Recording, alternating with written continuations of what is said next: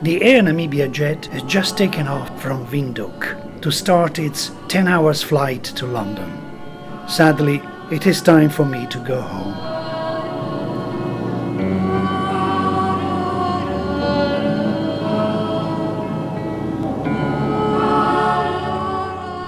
My mind and my eyes wander across this fascinating, wide and dry land. This is when I realize that magic moments are over. Beautiful memories are now my only bridge to the past.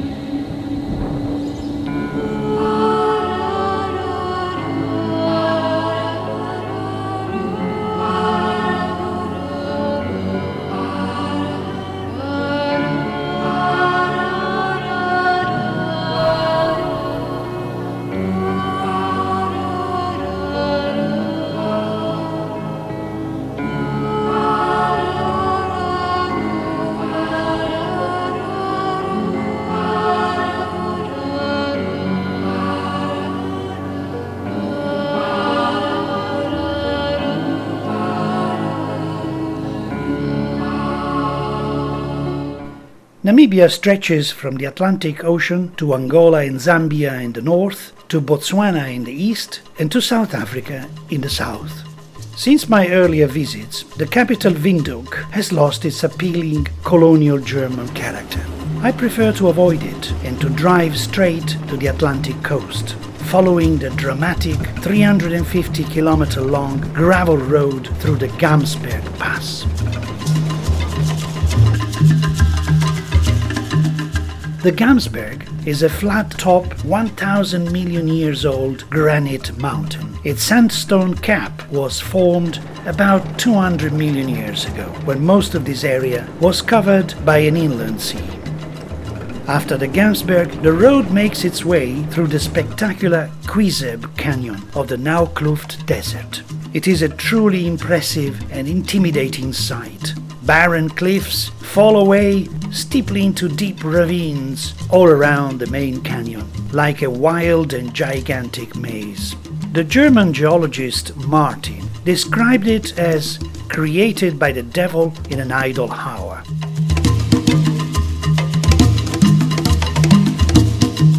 To escape capture from the South African Army in 1939, Martin spent 2 years in the Naukluft in this shelter.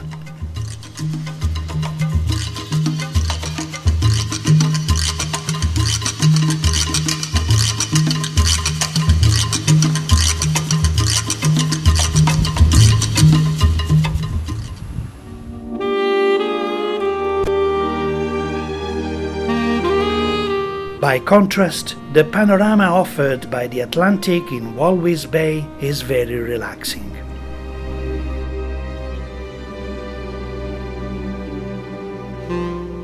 Thousands of flamingos and pelicans fill a lagoon where the salty Atlantic water is diluted by the Kwiezeb River and is clouded by the very fine sand of the Namib's golden dunes. This is the Namibia I like, that in the same day can show very different features, from the dramatic, rugged upland area to the more relaxing Atlantic shores.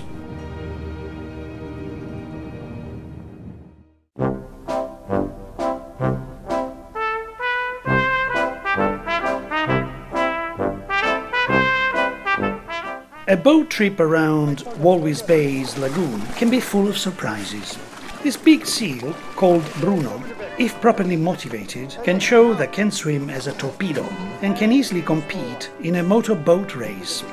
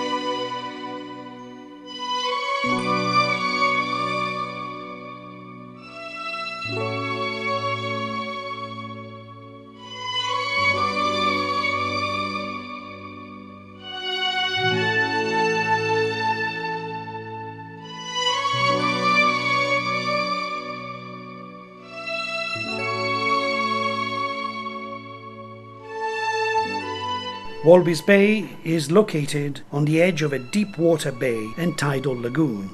An 18-kilometer-long sandpit forms a natural breakwater against the Atlantic Ocean. The lagoon is famous for its superb variety of wildlife. A bird island provides a nesting site for seabirds, from which guano is collected.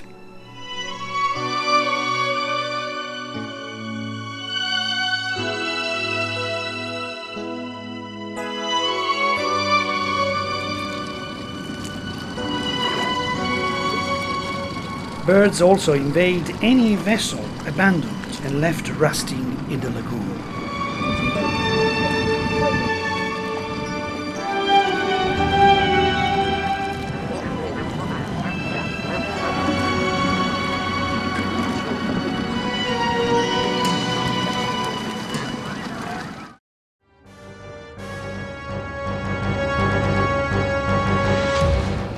If you like to explore a different planet, come here and make the fabulous Namib Desert tour between Walvis Bay and Swakopmund.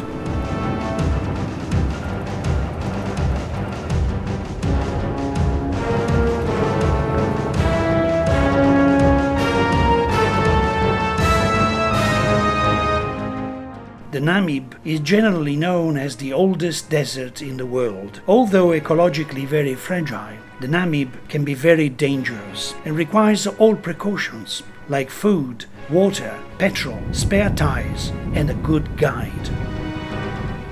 The Namib does not adapt to its visitors and inhabitants, but the opposite is true. Animals and plants have evolved and adapted to its extreme climatic conditions.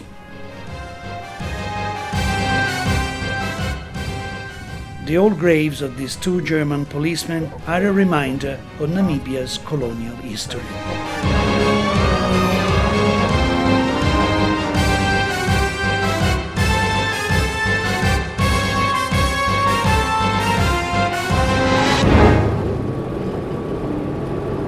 I follow now the gravel road winding south of Walvis Bay into the Namib Desert to reach a place called Sesriem.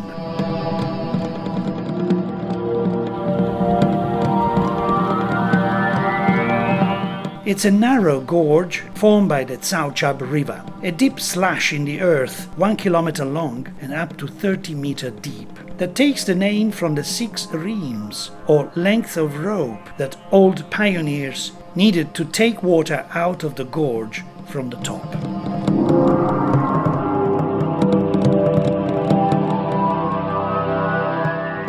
Sesriem is close to one of most Namibia's visitors' highlights, the massive red sand dunes of Sossusvlei.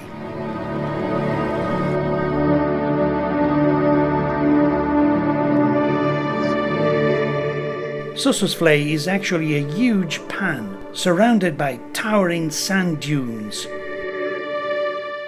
Sometimes the Tsauchab River breaks through the sand and flows all the way to Sossusvlei, filling the pan with water.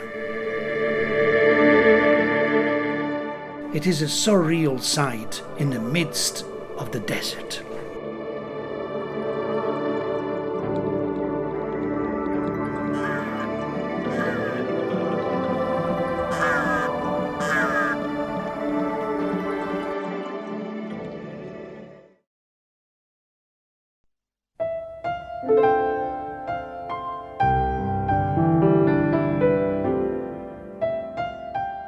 Moving south, the Namib now Kluft Desert shows more of its aspects.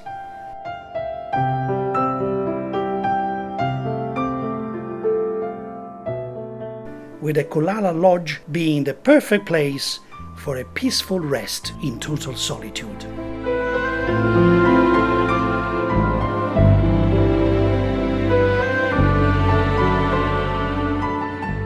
The last thing one can imagine to find in a remote valley of the Namib Desert is a fortress-like castle. Duvisib Castle was built in 1909 by the eccentric German Baron von Wolf and his rich American wife.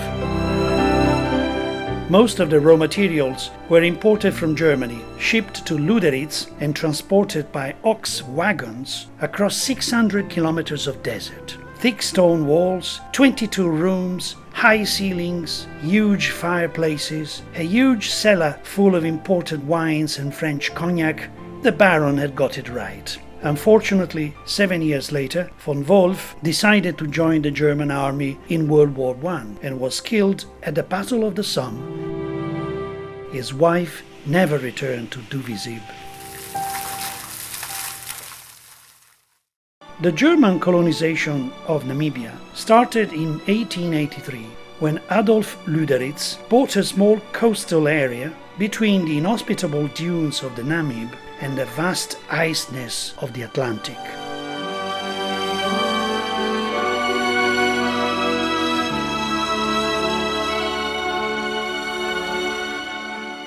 The Bay of Lüderitz was used as a bay and supply point.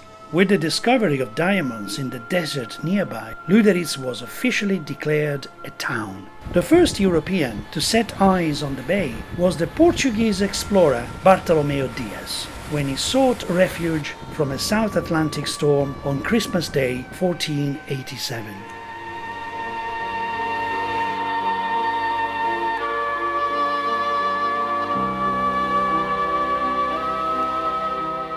Lüderitz still contains several picturesque German colonial buildings, like the Lutheran Church, notable for its fine stained glass windows.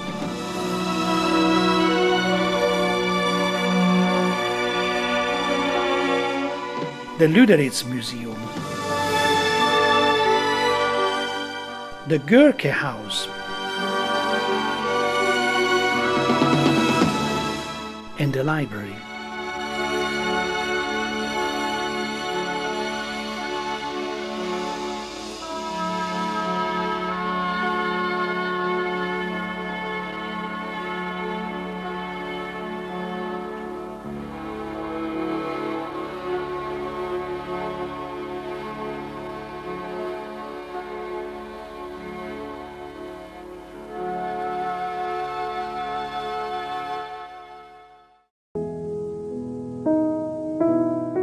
After the discovery of diamonds, the town of Kolmanskop was built 10 kilometers inland of Lüderitz.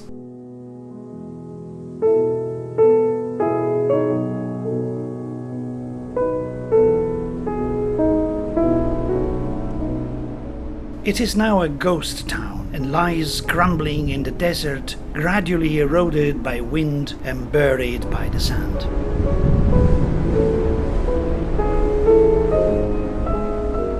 After World War I, the Consolidated Diamond Mines took control of all diamond mining in the area, and by 1920 Kolmanskop had a number of fine houses, school, bakery, butchery, and free daily delivery of ice.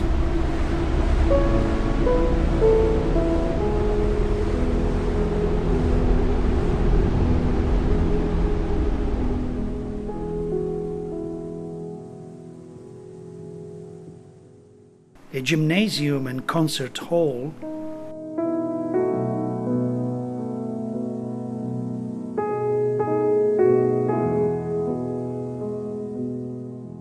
there was also an ultra-modern hospital equipped with the first X-ray machine in southern Africa. It is a fascinating and somewhat romantic place to visit, offering a glimpse of human fever for diamond and wealth.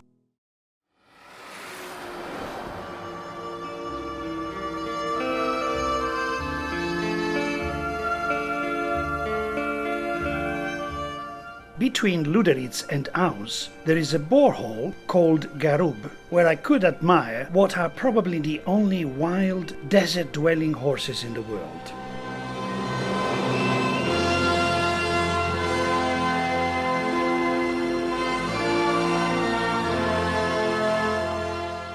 They are likely to originate from horses left behind by the German troops when they fled Aus in 1915. These horses are uniquely adapted to survive in their desert environment. They move slowly, sweat less, and drink as infrequently as once every 5 days. I decided to approach them slowly and with caution, and it worked. I could join them and take some lovely pictures.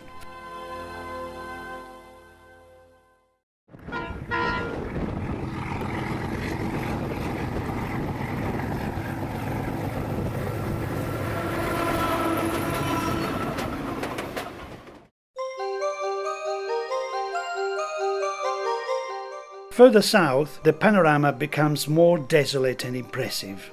These areas of erratic and little rainfall favor plants like the elegantly shaped aloe cockerboom that soaks up water and stores it in its succulent leaves.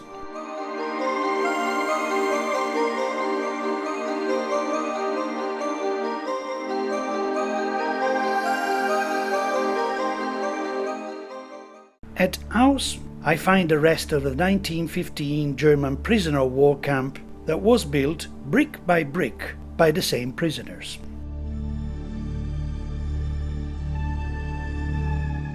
Then the spectacular Fish River Canyon, Africa's second largest, comes as a shock when arriving at its tip.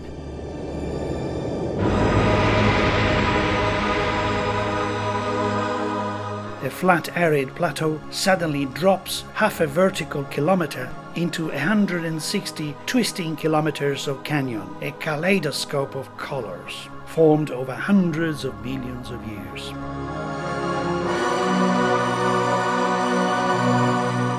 It is a popular hiking destination, but requires good physical health. The trail covers a distance of 86 kilometers in the base of the canyon over 5 days, with absolutely no facilities whatsoever. You carry everything with you and find whatever water you can in semi-permanent pools.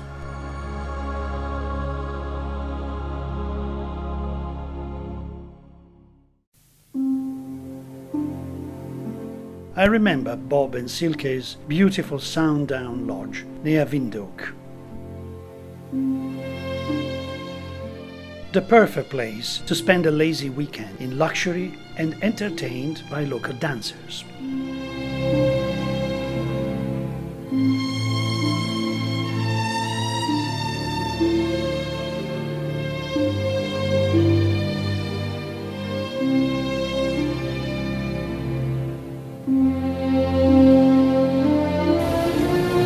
Salut!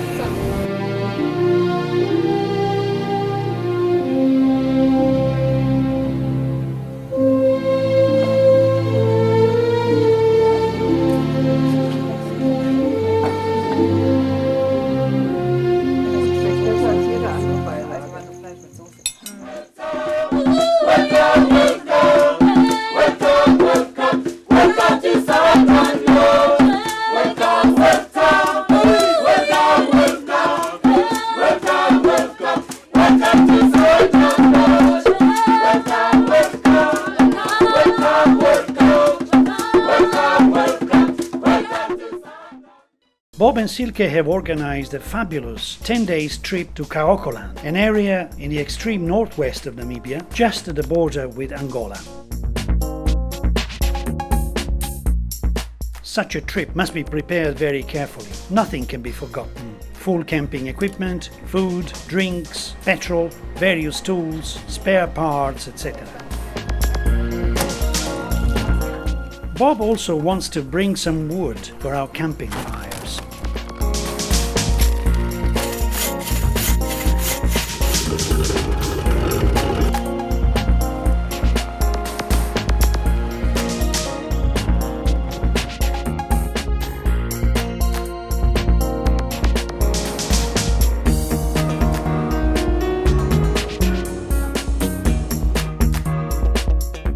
First stop is Swakopmund, an old German colonial town on the Atlantic coast that is surrounded on three sides by the arid Namib Desert.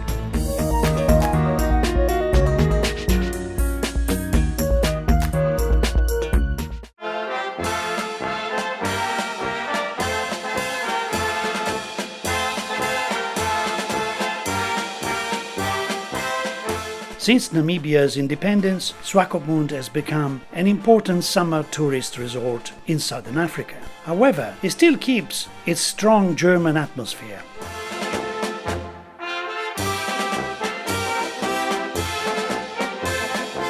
Surrounded by half-timbered houses, pretty gardens and a colored architecture, I can easily forget that I'm actually in Africa.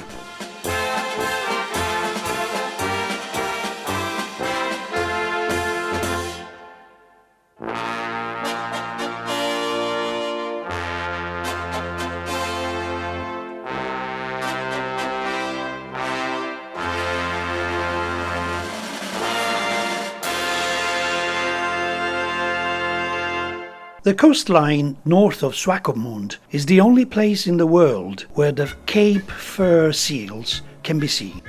Up to 210,000 seals populate their largest breeding colony at Cape Cross. As opposed to true seals, Cape Cross seals have external ears. The place is very noisy, and to film it, I couldn't escape its very unpleasant odor, a combination of dead seals and excrements delivered straight to my nostrils. Further north, along the Atlantic coast, the road passes through gradual desolation until it enters the forbidden and eerie Skeleton Coast.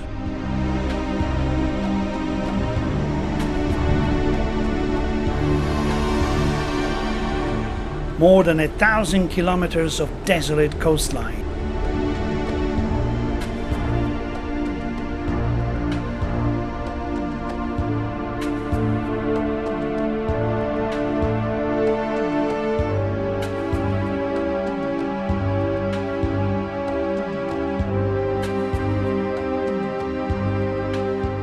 A spooky but fascinating desert shore with massive sand dunes and treacherous rocks where mighty storms and violent surf claimed many ships through centuries.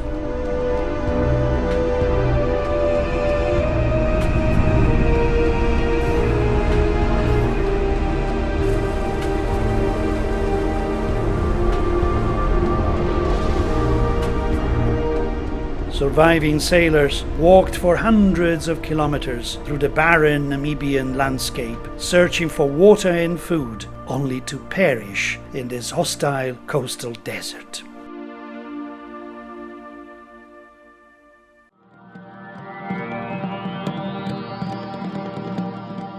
Time now to leave the cold Atlantic coast and enter Damaraland, a highland desert wilderness, home to uniquely adapted plants, like the fascinating welwitschia, considered a living fossil, capable of harvesting water from the dew formed during the night, and that can live 1,000 years or more. Or uniquely adapted animals, such as the rare desert elephant.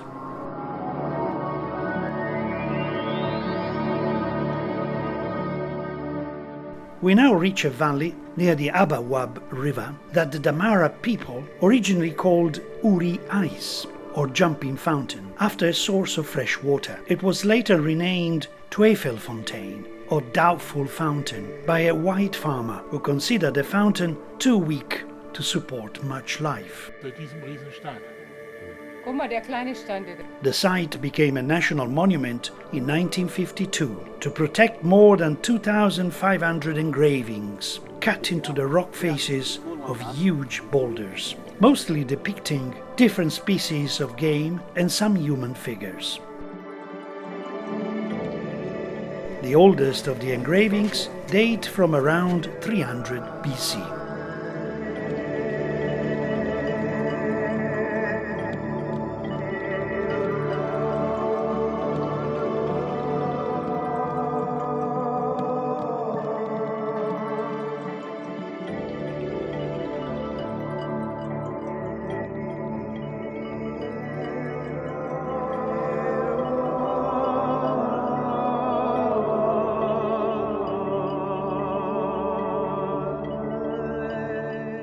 Sometimes old engravings are also found cut into the rock face of riverbeds.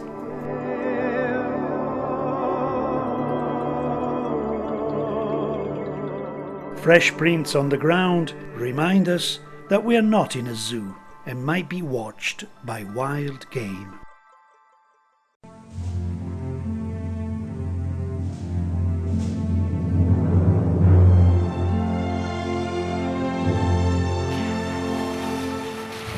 Deeper into the Damaraland, we reach the warm springs of Varmquelle near Ongongo.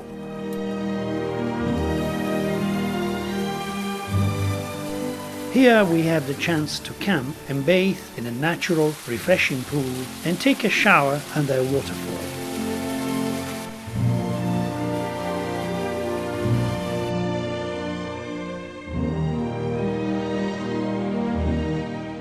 The old German colonial fort of Sesfontein was renovated in 1987 to a nice camping resort, and is also the last petrol station before entering Kaupland, equipped in its own way for the vital repair of tires. After the dusty gravel roads of Damaraland, we must now face the very dusty riverbed of the Hohanib Creek. During the rainy seasons, the road is often impassable, but today it's sufficient to lower the tire pressure to avoid sinking in the deep sand.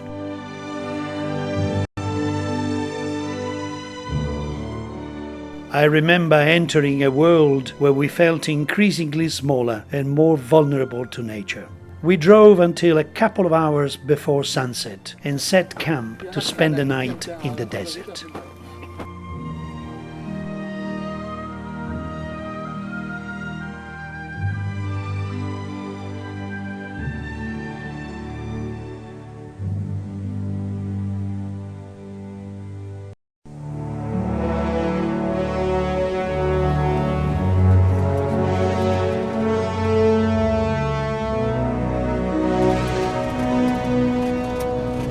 After Puros, routes were hardly signposted, and Bob had to use his new GPS to locate our exact position on Earth. We reached the key road mark of Red Drum, which is probably the only oil drum in the world marked on maps,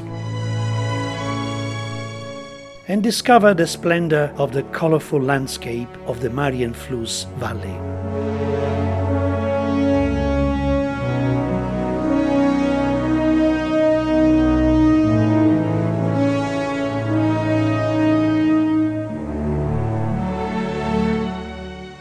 We also met the first Himba women, renowned for covering themselves with almost nothing but a mixture of butterfat, ochre and herbs for protections from the sun.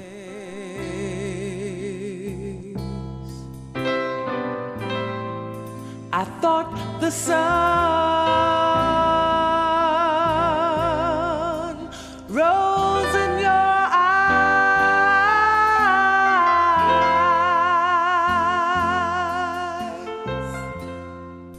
and the moon and the stars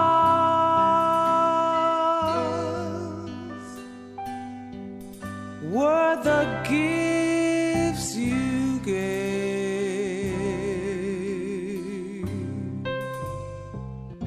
to the dark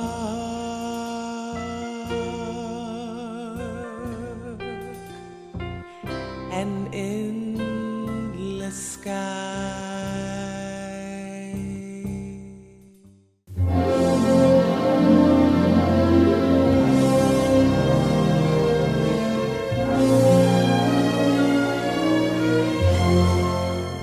After so many kilometers of desert, there was a big temptation to jump into the river for a refreshing swim. But we had to refrain and disappoint some menacing creatures patiently waiting along the riverbank for a free meal.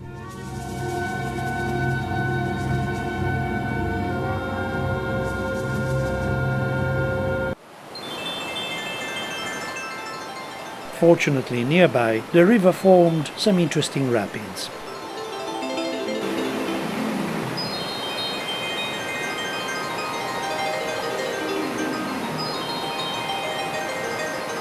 As there were no crocodiles, we could finally relax and enjoy a natural hydro massage.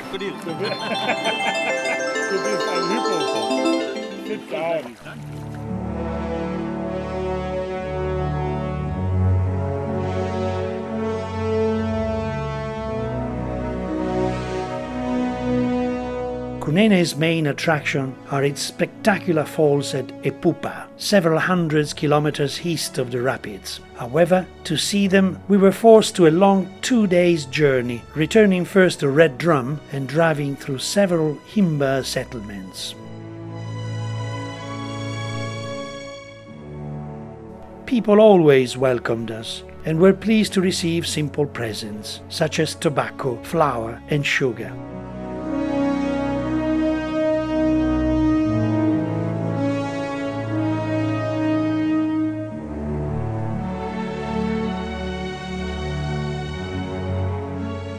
I remember climbing the difficult Orupembe Pass.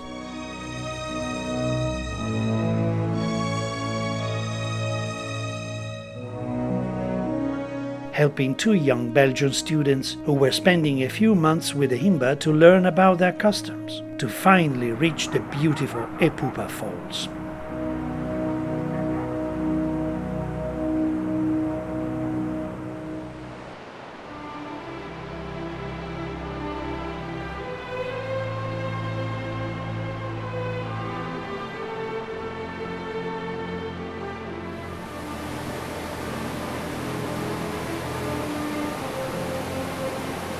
The Cunene is the only perennial river of this area and collects the water streams coming from Zambia, Angola and Namibia.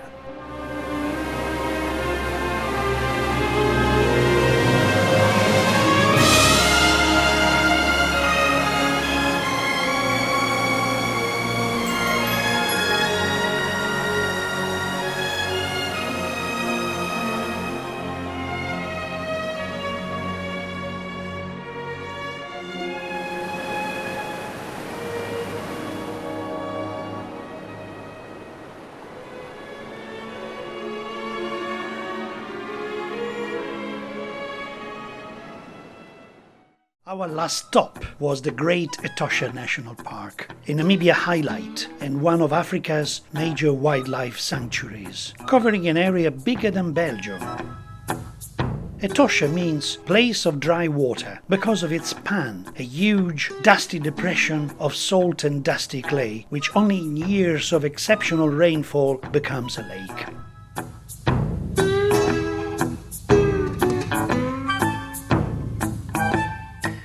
Here, lucky visitors can watch nearly hundreds of mammal, reptile and bird species.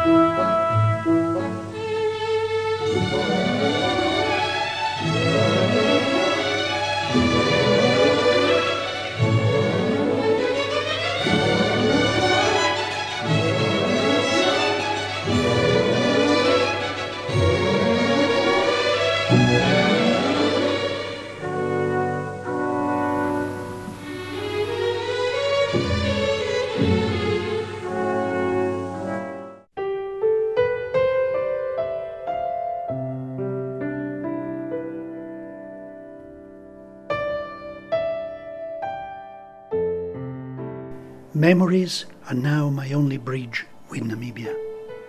A land of superlatives, the oldest desert in the world, the highest sand dunes, the second largest canyon in Africa,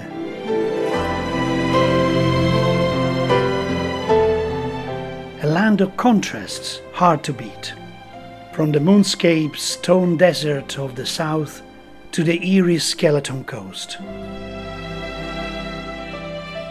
to the endless white salt pans of Etosha. Namibia gave me a startling vision of Africa.